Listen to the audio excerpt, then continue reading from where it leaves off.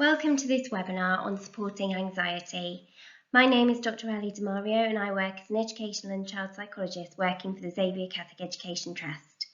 This session is aimed at parents of primary age children, although a lot of the strategies can be used for secondary age children too. However, there is another webinar that's been more tailored toward adolescents, so you may find that more helpful if your child falls into that age group.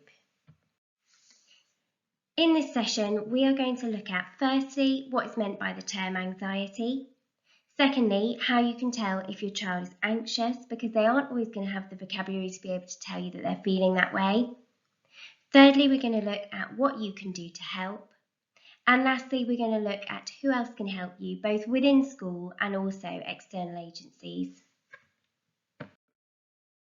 So we're going to start by looking at what we mean by the term anxiety. So what is anxiety? Firstly, there is a video clip that a link has been sent around for. You may want to pause this at this point and go and watch that video clip on YouTube because it's a really brilliant explanation about how anxiety has evolved, and I think it's quite a useful thing to have an understanding of. However, back to this, we're talking about what anxiety is. Anxiety is a really normal emotion, firstly. So just as our normal emotions are things like happiness, sadness, anger, anxiety, there is a purpose and a function for all of those emotions, and we wouldn't expect to always feel happy. But I think sometimes we can pathologise sadness and anxiety and see them as something that means that there's something wrong with us. And there isn't in the vast majority of cases. Feeling anxious is a normal emotion just like any other, and it's useful because what anxiety is there to do is it's there to keep us safe. It allows us to be able to look out for threats in our environment and to look out for things that might harm us and to be able to act accordingly. So we wouldn't really get very far without anxiety. It's a useful emotion. However, at times there is a difference between feeling anxious sometimes, which everybody feels anxious sometimes, but if anxiety becomes something that is an overwhelming emotion that it gets in the way of you being able to function, then that is more when we'd call it something like an anxiety disorder, an anxiety issue that might need further support from a therapist or a GP. So if we look at the physiology of anxiety, sometimes I think this is really important to look at and to explain to children, because once we can see what's happening in the body, somehow it can sometimes feel a bit less frightening. So we also think about anxiety, we talk about anxiety as also being the fight or flight response, which is basically, if you think about if you were walking through a park at night and suddenly something popped out of a bush at you, immediately you're going to go into a fight or flight response. And in that situation, the fight or flight response, that anxiety feeling is very, very helpful because it's going to allow you to either fight whatever it is that's jumped out of the bush or run away from whatever it is that's jumped out of the bush. And lots of things happen in our body immediately that help us to be able to do that. So the brain senses the threat. It's important to say actually at this point, the brain is brilliant at sensing threat. However, sometimes it senses threats that aren't actually a real threat. So often we might go into a fight or flight response about an interview or an exam, for example, at which time the fight or flight response isn't very helpful. It also can't distinguish between, or always distinguish between, what is real and what is imagined, or what's real and potentially even if, so for example, if you're watching something on the television, like a horror film, for example, you may find that you start to have the fast heartbeat, or if you see somebody who's at a great height looking down on a television program, you might find that your palms get a bit sweaty, and that's the fight or flight response. And even though we know that we're not in any danger because it's something on the television, our brains still sense that threat and start some of that fight or flight response. So each one of these things, if you look at the diagram, all of these things have a really important purpose. So the heart starts to beat faster and the lungs start to breathe more quickly to try to get oxygen and blood around to the muscles in our arms and legs, because they're the ones that are quite important in a fight or flight situation, so that we can be stronger and quicker and have more stamina. Also things like the muscles starting to tremble because of the blood flow going to the muscles, and they might become more tense because the sugar is released from the liver and goes to the muscles to give you a bit of extra strength. Your pupils dilate to allow you to see kind of that tunnel vision, but also to be able to kind of see more Things like sweating, there are a few theories about why we sweat when we're anxious. One of them is that it cools us down. My favourite is that it makes us more slippery so we can get away from predators.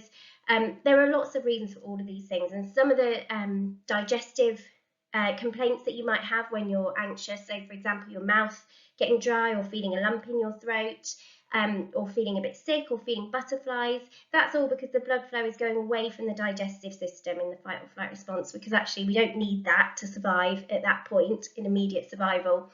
We need to be able to fight or flight. So that's why we might feel all of those things.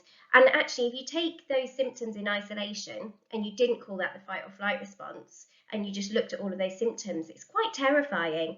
And it can be quite, because they're so physical, it can be difficult even for adults to be able to distinguish between I'm feeling anxious or I'm really quite unwell. And so for children, it can be even more difficult when they haven't really had much experience of feeling anxious and they don't really know what that feeling is, to be able to understand what that is and have the vocabulary to put a label on it. It's quite a tall order. So I think it's also, we've talked about the body, but it's also important to talk about the brain and anxiety, and particularly in anxiety with children. So we're going to start off by talking about how the brain develops in childhood in very, very simplistic terms. We can think about the brain in kind of three different sections. So you've got this bottom section, that the cerebellum and the brainstem, that's in charge of our reflexes. So things like the heartbeat, breathing, things that are subconscious that we don't have to think about. You've also got then your limbic system, which is the emotional part of your brain. And then right at the top, you've got your the thinking part of your brain that's in charge of thinking, rational thought, reasoning, logic, planning. And what's important to know about this, I think, is that the bottom two parts of the brain, they're fully developed at birth. So babies can experience fear and sadness and happiness just as we can as adults. However, that top part of the brain, that isn't fully developed until around the age of 25. And throughout childhood, children are developing links between the emotional brain and the thinking brain to allow them to get better and better at being able to regulate their emotions. So if you think about a 2-year-old, and I know some of you probably got 2-year-olds or toddlers at the moment, they're not great at regulating their emotions, and often they might react in ways that are very driven by their emotions and quite irrational, unreasonable. It might be that a fully fledged tantrum ensues after just giving them the wrong colour cup, for example. However, you wouldn't necessarily expect that with, say, a 7-year-old, because as children grow up, they develop those links between the rational part of the brain and the emotional part of the brain, and they're just better able to cope with small things that might have previously upset them. So they're the three parts of the brain. What's important to know in terms of anxiety and the fight or flight response particularly is that activation in that top part of the brain reduces when you're in fight or flight. And there's a really important reason for that. So obviously if we are in that park in the dark and something's just jumped out at us, we don't want to be wasting time having to think and think logically and start planning our route of what we're going to do and where we're going to go. We need to be able to react really, really quickly. And that is great in that fight or flight situation. However, I'm sure we've all had the experience where we've maybe been in an exam or in an interview and felt really anxious, and suddenly, even though we're really well prepared and we know what we wanted to say, or we know what we wanted to write, suddenly you just find that your brain goes blank, or your mind goes blank. And that is exactly what happens here, because of the activation reducing in that thinking, reasoning, logical part of the brain that you really need in that situation. You just kind of get taken over by your emotions and your anxiety. Suddenly you get out of that exam hall or the interview room, and suddenly you can remember everything that you wanted to say again. And it's all very clear, and that's because of what happens in the brain when you're anxious. So this, I think, is important to know, because often when people are anxious, whether it's an adult or a child, we might go straight in with trying to reason with them and trying to be logical with them. And actually, when you're in the fight or flight situation, your logical reasoning brain is not really firing on all cylinders. So we need to start at a different place. And we'll come back to this. If you put a pin in that, we'll come back to it when we start to talk about strategies. So this is a quote that I think is really great in helping us to think about how we support anxiety. So it's from John Kabat-Zinn, who's written lots of books, and he's an expert in mindfulness, and he said you can't stop the waves, but you can learn to surf. And I just think it's really good in thinking about, actually, we don't want to stop children from feeling anxious. We can't stop children from feeling anxious sometimes because it's what keeps us safe, and it's a very normal emotion. It's like wanting them to never feel sad. We'd love it if they never felt sad, but it's not realistic. They will feel anxious at times, they will feel sad at times, but it's about just equipping them with the language to be able to talk to us about how they're feeling, and also strategies to be able to manage those feelings when they happen, and to not feel anxious about feeling anxious, because obviously that is a bit of a vicious cycle. So the next part we're going to talk about is how you can tell if your child is feeling anxious. So in an ideal world, we would want to get to a point where we've equipped our child with the vocabulary to be able to tell us that they're anxious. But as we said earlier, even as an adult, it can be difficult sometimes to distinguish between anxiety and physical illness or physical distress. So it's really difficult for a child, and often they won't have the vocabulary to be able to tell you how they're feeling either. They may not know the word anxiety or what that really means. So we need to look for other clues as to how they might be feeling. Often in children, because of the way that it's difficult for them to regulate their emotions, anxiety can get quite hidden under the surface, and what we might actually see when a child is feeling anxious, it looks more like anger.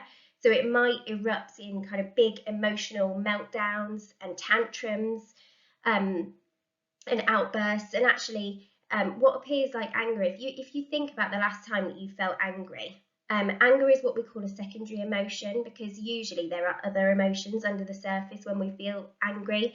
So it may be that you got angry at your child because they went to run out into the road when a car was coming, and then you got angry with them. Actually, you weren't angry, you were really scared, and that's what drives that angry response. And if you have a look under the iceberg there are lots of different emotions that can present as anger, with things like worry, anxiety, and fear being some of them. So if you see big emotional outbursts and your child just seeming really unsettled, it may be actually that they're feeling quite anxious.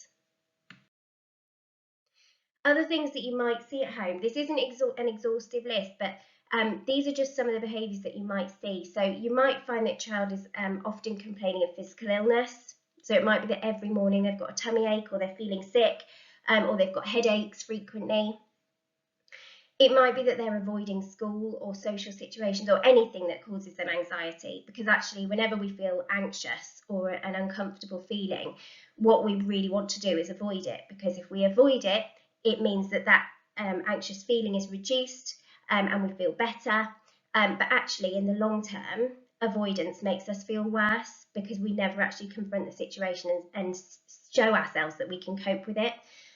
So you might see a lot of avoidance. You might see frequent emotional outbursts like we talked about with the anger iceberg. You might see them asking lots of questions about upcoming events and really wanting to gain a bit of control about something that feels a bit scary.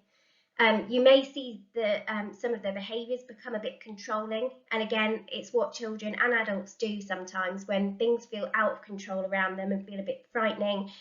They start to become controlling over things that they feel like they can control. You might see perfectionism and fear of failure. You might see visible signs of anxiety like the sweating, trembling, heavy breathing. You might see difficulty coping with change, because change is a stressor for all of us. And when we feel that there have been lots of changes perhaps, or that the changes feel quite unpredictable, it can be a lot less easy for us to tolerate. You might have difficulty sleeping, and that can be a really tricky one, because it becomes a bit of a vicious cycle, because you might find it difficult to sleep because you're feeling anxious, but then the less that you sleep, and if you're sort of sleep deprived, it creates more anxiety. You might see regressions to earlier phases of development, so things like bedwetting or increased tantrums. You might see tics, noises, repetitive movements, skin picking, tucking hair behind their ears, licking of the lips. There can be endless variations of those. Urges to escape, and zoning out as well. So there are lots of different things that you might see where a child isn't necessarily telling you that they feel anxious, but those are some things to look out for.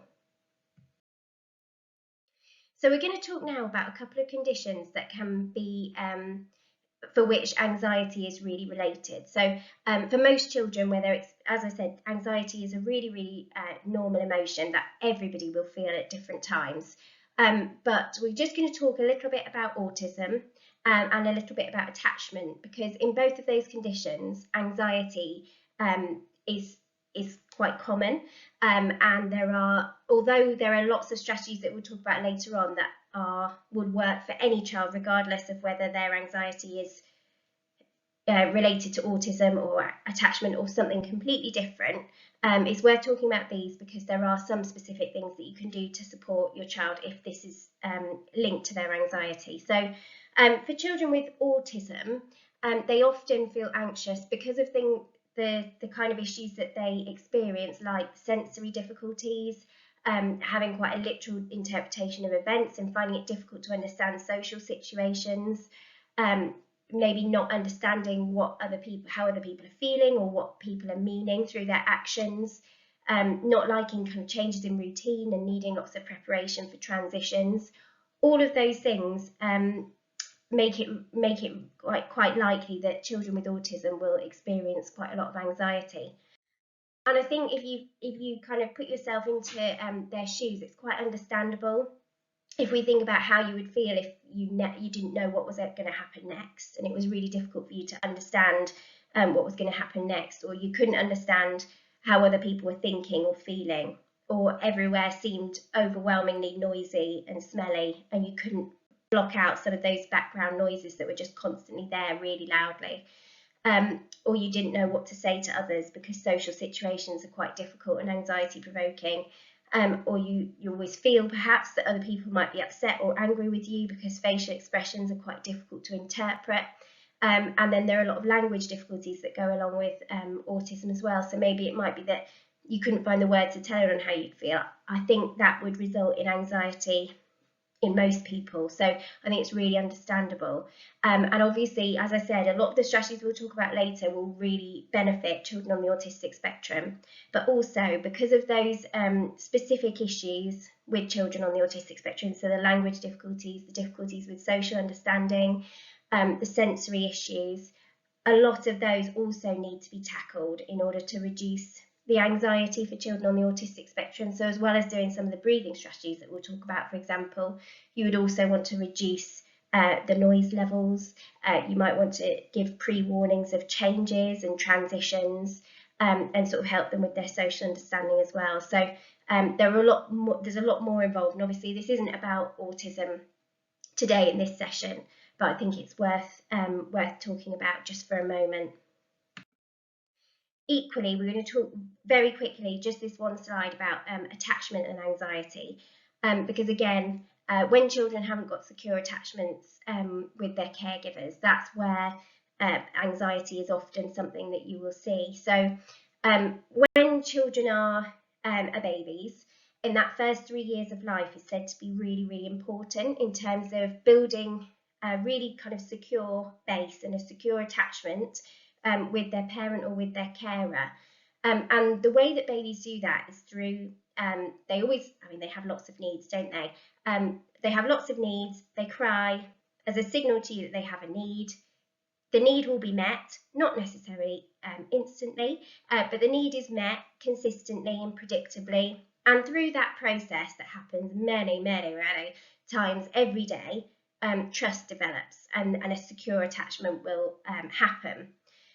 Babies need to have that then through that first 3 years are really important, and they will keep doing that again and again and again daily for that first 3 years, and through that it then gives them sort of a template that they will have throughout the rest of their lives, really, about how they feel about themselves. They learn that they are important and that they can have an impact on the world.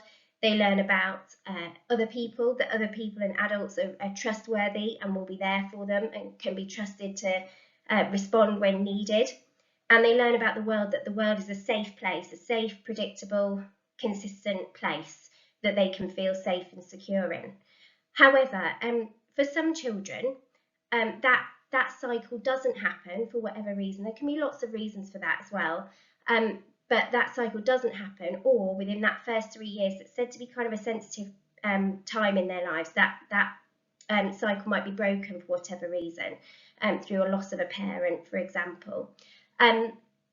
So in the infant trauma cycle, the baby has a need, they cry, the need isn't met consistently and predictably by a caregiver, and that means that mistrust develops. And rather than seeing the world as a safe place and seeing adults as really safe, consistent, trustworthy people, what they learn is that the world is an unsafe place in which they can't rely on anybody else to meet their needs, and therefore that creates a lot of anxiety.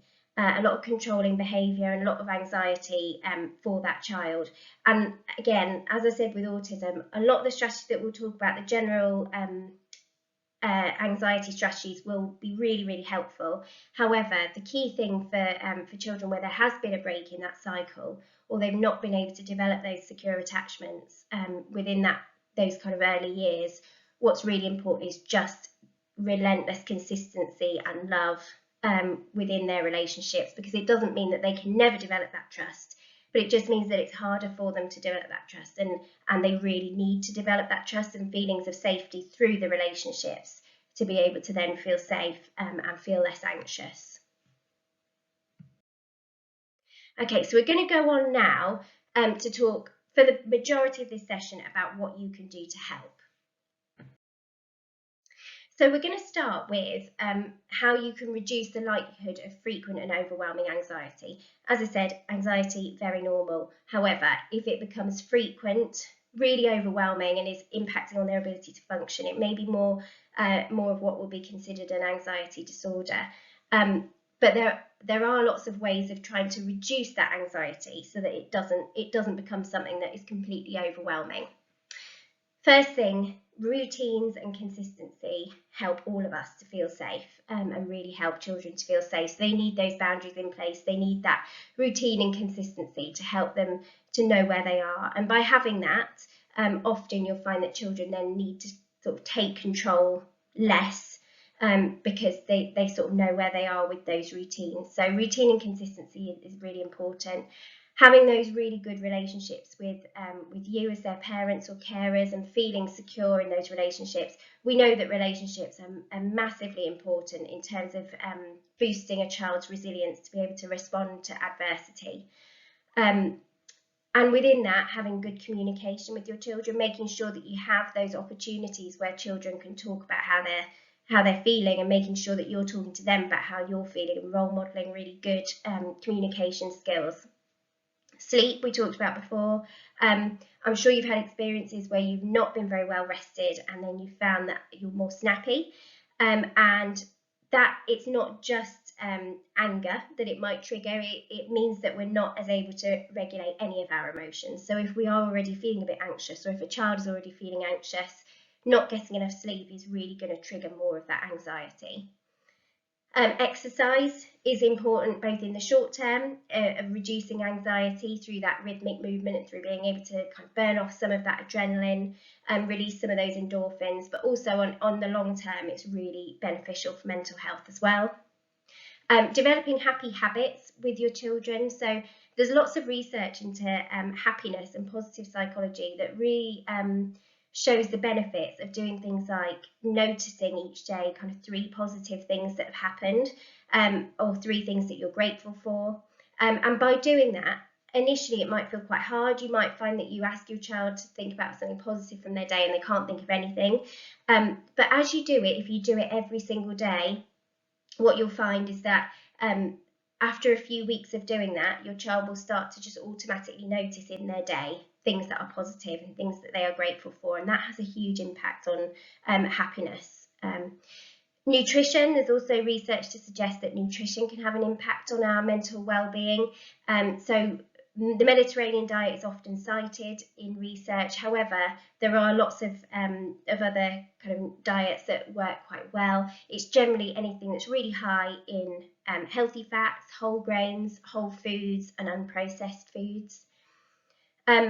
Also things like avoiding caffeine and avoiding kind of big sugary meals before bedtime, which is going to really impact on their ability to kind of get to sleep and wind down as well, potentially. Role model adaptive coping. So for all of us, obviously, we will feel anxious at different times and stress. And I know throughout the pandemic, there was a huge increase in parental anxiety and stress, understandably. It's not about hiding those emotions from your children, but it is about being able to control them, and reflecting on your own ability to cope, and showing them how you do cope when you have those feelings in really positive ways, because it's important that we talk about our emotions with our children, but it's also important that we show them really good ways of coping. Identifying their triggers, and also things that calm them down. That's really important. You know your children the best. You probably will have noticed patterns of things that tend to trigger anxiety. So trying to avoid those, or thinking about ways that those can be approached to make the child feel more safe in that situation is going to be helpful. Normalising anxiety. So again, for some children, they will sort of feel anxious and then think that that means there is something really wrong with them because they felt anxious. And of course, we just need to normalise anxiety, because if we can stop feeling anxious about being anxious and just notice that feeling of anxiety and be curious about it and be curious about what's making us anxious and then take steps to control it, that can be hugely empowering in the face of anxiety and really help on its own as an intervention to kind of help to reduce that anxiety by not being scared of it.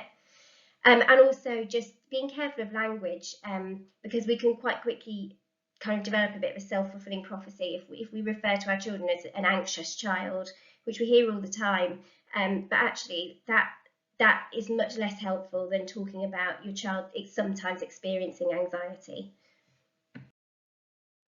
So remember I said before when we looked at the brain, to stick a pin in it because we were going to come back to it, and this is where we're coming back to it. So you may have had situations before where you felt really, really anxious, someone's tried to reason with you and it falls on deaf ears, and that's because what we need to do when a child is feeling anxious is we really need to start at the bottom. So if you remember that bottom part of the brain that was the reflexes in charge of the heartbeat, in charge of the breathing, that's where we need to start, by regulating how they're feeling. So we need to help them to regulate and bring their body back into a calm state. That's the first part that we need to do.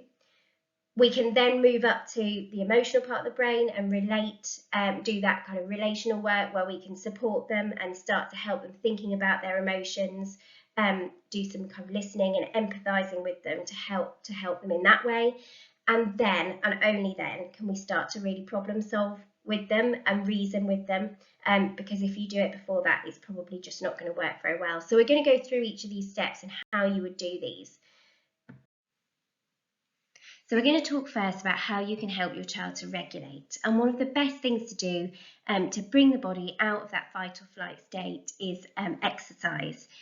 So exercise is really good in several ways. Firstly, when the adrenaline, we've got lots of adrenaline in our bodies, exercise can really help to use some of that adrenaline and help to calm us down. And it also, exercise releases endorphins, which are our body's natural way of making us feel happier and making us feel calmer. The second thing, we often forget this, but when children are babies, we naturally, if they're feeling dysregulated and upset, what we do is we just naturally know to use anything rhythmic. So we tend to rock babies, or we tend to bounce babies. We might stroke them, we might pat them on the back, and we instinctively know to do that to help babies to calm down when they are dysregulated. But we kind of forget that as children get older, and actually anything rhythmic is really good for helping them to regulate. So it may be that your child would still welcome any of those things, being bounced or rocked or stroked, but actually if they're a bit older, or if maybe they don't like that so much, anything rhythmic can be good. So that might be jogging, it might be bouncing a ball, it might be clapping their hands together, it might be tapping, it could be listening to music, it could be dancing, it could be lots of different things. There's a great website called Beacon House, and you can find it really easy online. If you look at Beacon House Brainstem Calmers, there's a really good document that gives you lots of different ideas about how you can help your child to regulate. Other things that you might like to do is anything to do with breathing is really helpful, because just as the brain can send messages down to the body to tell us that we need to get into the fight or flight state and that there's a danger present or a threat to us, our bodies can also send a message back up to the brain to say that actually we are safe and we are okay, and we can do that through breathing, but we have to breathe in the right way to be able to do that. And it's quite interesting if we, our in-breath is related to kind of increasing the stress response. So if you take lots of in-breaths, we call it hyperventilating, and that can bring on a panic attack. Whereas actually if you can take lots of slow out-breaths, that is going to bring the body into a much more calm state. So when we say to children, breathe, we need to teach them how to do that, because they can quite easily then start to take lots of in-breaths and get themselves more anxious than they were before. So there are some really lovely activities that you can do with children to help them to understand how to breathe in a way that's going to relax their body. And some of those examples are here. So there's an example of finger breathing, where you just trace your finger and across your thumb and your fingers, and as you go up, you breathe in, and then as you trace down, you breathe out, and then you just repeat that all the way around their hand. And obviously they can do that at any time or any place. And by doing that across both hands, hopefully by the time they've done that, they'll feel a bit better.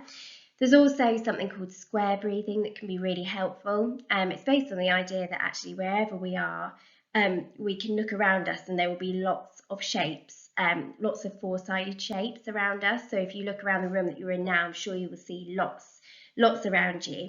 And basically, if you just trace with your finger or just with your eyes around that square, and as you go up one side, you breathe in for 4. And then as you go across the top, you hold your breath. And then as you breathe down, as you go down, you breathe out for 4. And then across the bottom, you hold for 4 again. And then you can just keep doing that for a little while until your body feels nice and relaxed again. There are also things like 7-11 breathing, which is really good for children who struggle to sleep, because it's kind of got that counting sheep idea, where you just count for 7 as you breathe in, and then count for 11 on the out breath. And again, it's getting them to do that really long, nice out breath. As well as breathing, mindfulness is excellent for helping us to calm down and self-regulate. And mindfulness, the idea of mindfulness is basically that we need to, on purpose, focus on the present moment, because actually most of the time the things that we worry about are either in the past or in the future, and we're thinking about all the what ifs of what might happen, and that's where our worries are. So on purpose we have to focus on the present moment, and by doing that it should help to relieve our stress. So one of the activities that you can do is at the bottom right bit of the screen there, where it says stay calm, stay safe, stay present, and it's about thinking about looking at 5 things that you can see around you, thinking about 4 things that you can feel, 3 things that you can hear, 2 things that you can smell, and 1 thing that you can taste, and then taking 1 deep breath. And that's a really nice grounding activity. There are also lots of really great mindfulness apps that you might like for children to download, or for you to download for them, that can help to guide them through some of those mindfulness activities if you don't feel comfortable doing that. So there's the Calm app, the Headspace app. There's also things like Moshi Kids. It's a kids mindfulness app, but there's also lots of free things on YouTube as well. So once the child has started to calm down and they're no longer in that real fight or flight mode, it's then time to start to relate, and that's all about starting to engage and get them to talk about their emotions. And that can be a really tall order for a primary school child, particularly the younger ones who perhaps don't have the vocabulary to really talk about how they're feeling, and they don't have much experience of having those emotions. One of the tools that they often use in schools is something called the zones of regulation. And that diagram shows kind of what that is. So basically it's the idea that the green zone is where it's the learning zone. where we're feeling happy, or we might be feeling calm, we're just feeling okay, we're focused, ready to learn.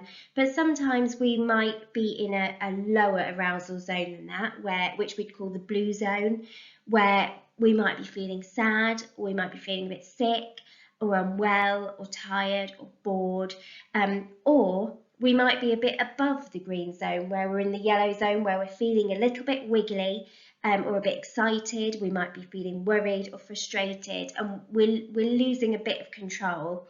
Or if we're above that, we're in the red zone, which it might be where we're out of control at that point. We might be yelling and hitting, we might be elated and ecstatic, or we might be terrified or mad and angry. So it's more about the heightened state of emotions rather than the specific feelings themselves. But it just gives children vocabulary to be able to say, I'm feeling red, or I'm feeling yellow, or I'm feeling blue or green, which can be easier than putting an exact label to the exact emotion that they're feeling. So the other thing that you can do at home as parents is just normalise talking about emotions. And that's particularly, although we've talked about that a little bit before in this session, but particularly for male caregivers and fathers to be able to talk about their emotions as well, because there was some really interesting research a few years ago from Time to Change that found that lots of boys didn't want to talk about their emotions, or didn't feel that they could talk about their emotions to their dads, although they would have really liked to, but they didn't feel that they could because their dads didn't talk to them about their emotions and didn't really show their emotions to them. So that's really, really crucial. It's also good to reflect on whether your children have opportunities to really talk about how they're feeling. And if they don't, maybe thinking about when that time could be built in. Some people do that just before bed, as their children are lying in bed. They might talk about the good things that have happened in their day, or the things that have made them feel worried that day, so that they have time to really get used to and practice in talking about their emotions. But for some, they find that talking about worries just before bed can be a bit counterproductive if your child has trouble sleeping. So it might be good to see if you can build in an opportunity to talk that's not near bedtime. And some people call that kind of worry time, and give their child an opportunity to really talk about their worries, and then put those to bed before putting the child to bed later on. Other tools that you can use, something you can use is using I statements.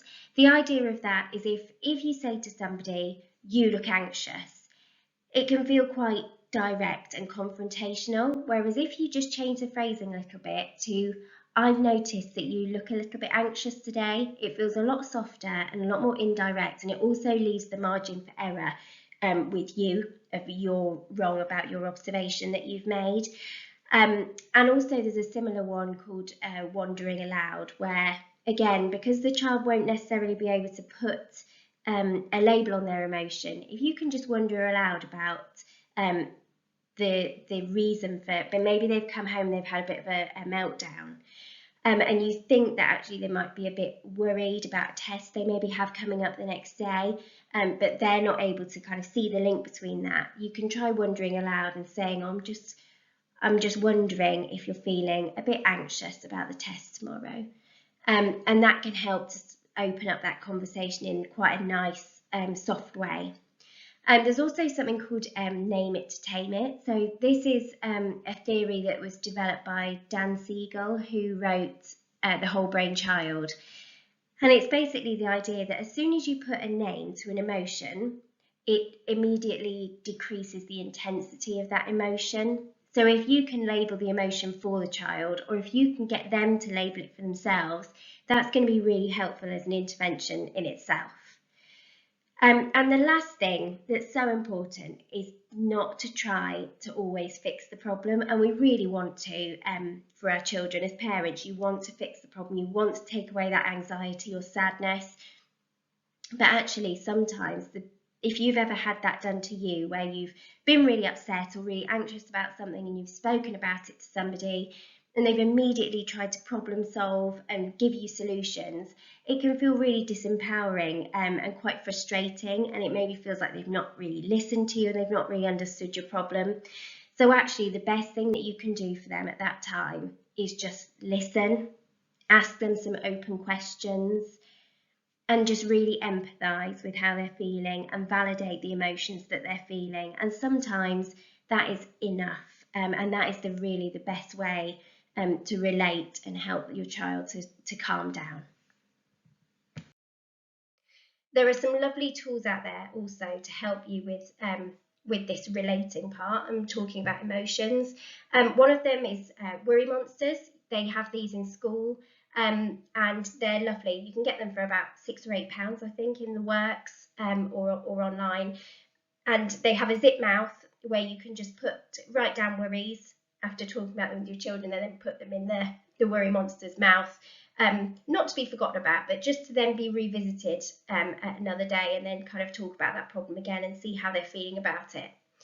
That's particularly good if your child's in a real state and you've done the regulating bit and the relating, they're not quite ready to problem solve.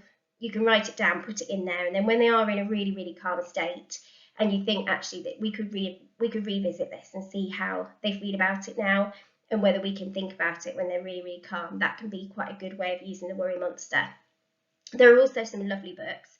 Invisible String is great for children who have experiencing separation anxiety and are finding it really difficult to separate from you. And Ruby's Worry is a lovely book, all about a child who feels worried, and if she tries to ignore the worry, and the worry gets bigger and bigger and bigger because you can't really ignore worries, but as soon as you tell somebody, it gets smaller and smaller and smaller, and she also notices that somebody else has a worry, so she realises that it's not just her that has worries. So Ruby's Worry is a brilliant book, I think, to open up that conversation.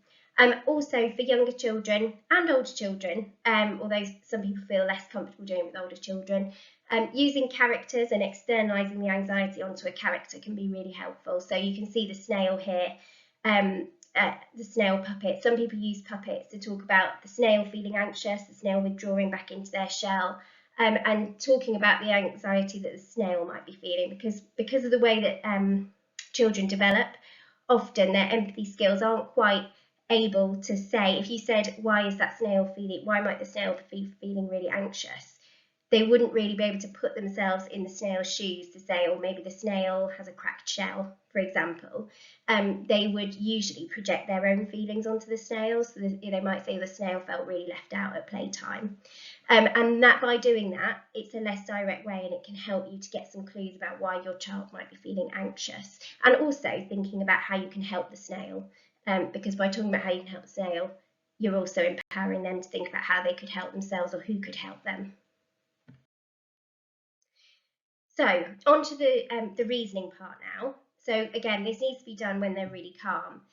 But one way of approaching this is through an approach called cognitive behavioural therapy, which you may have heard of. And obviously, we're not talking here about delivering therapy, but you can definitely use this approach even without any kind of formal training. So the idea behind the cognitive behavioural approach is just that what we think is linked to how we feel, and that's linked to how we behave.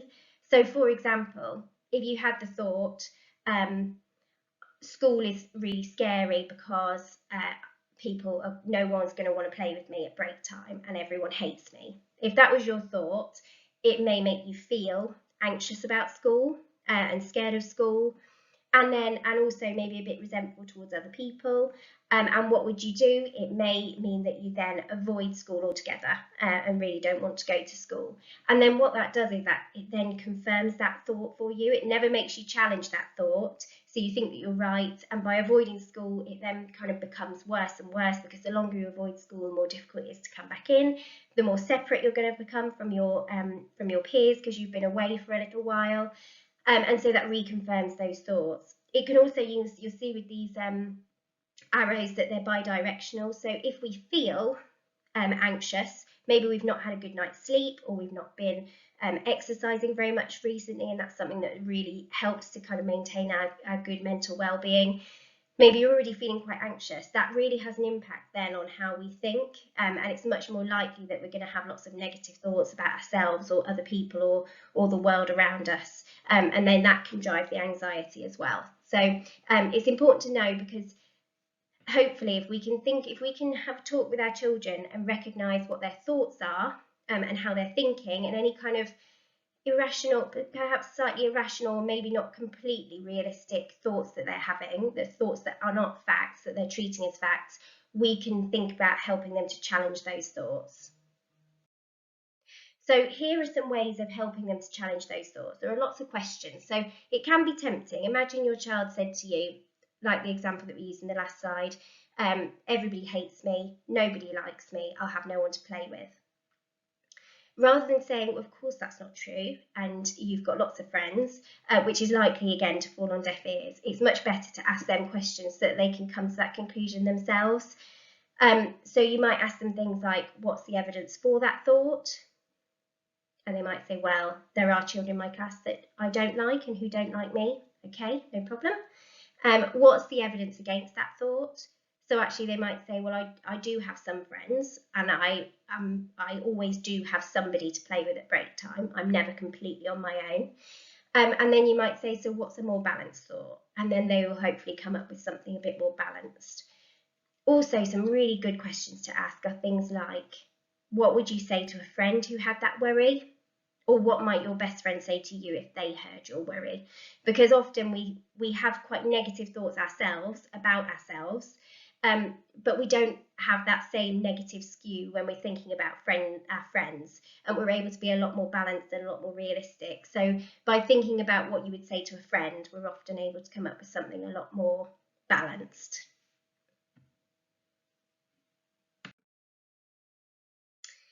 Okay, so another thing that you can use, another tool that you can use is an anxiety ladder.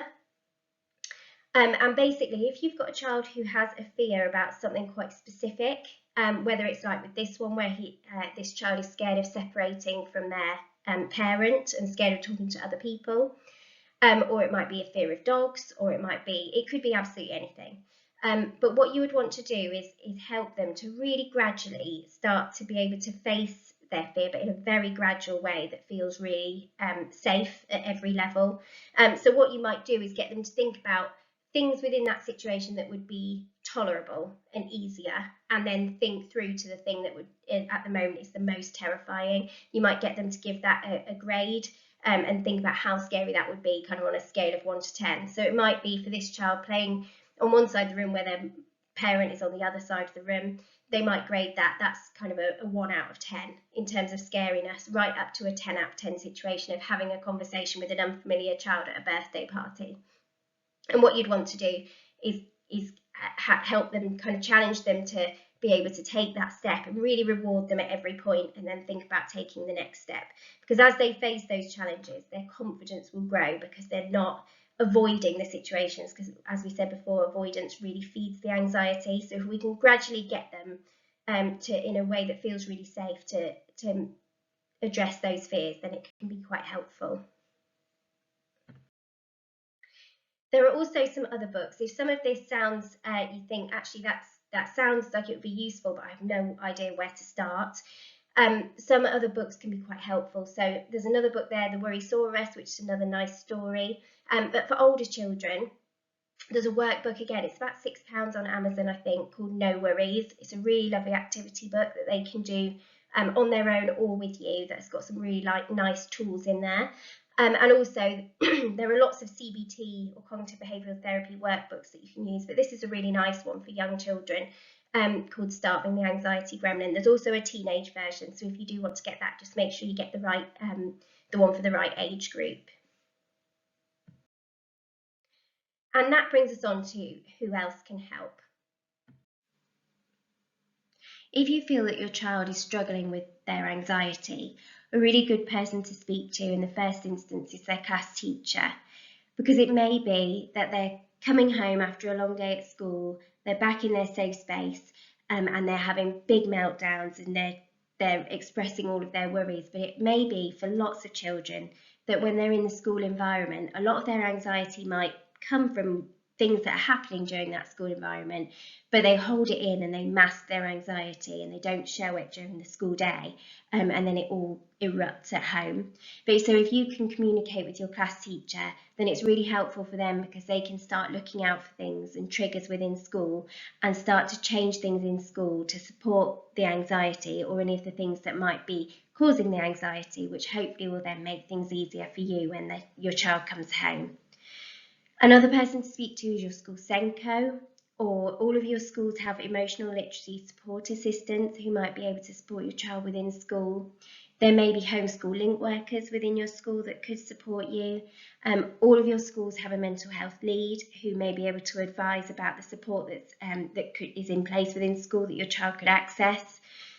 Outside of school, there are also great organisations. So within Surrey, the local authority have set up something called MindWorks, which combines the Children's Adolescent Mental Health Service, but also lots of other charities who are working with them to be able to offer lots of support to children and their families. And if you go on there, there is support for children, there's also support for families and support for schools, and you can refer your children to for additional support through that website. So that's a good place to start. There's also a website called MindEd for families. So if you've watched this webinar, you may have taken a few things from it, but if there's something more that you want, or you want to learn a bit more about something specific within mental well-being, then that website is excellent because it's courses that are completely free for families to watch. And then finally, Young Minds can be a useful website as well for lots of resources. So thank you very much for listening to this webinar, and I hope it's been useful.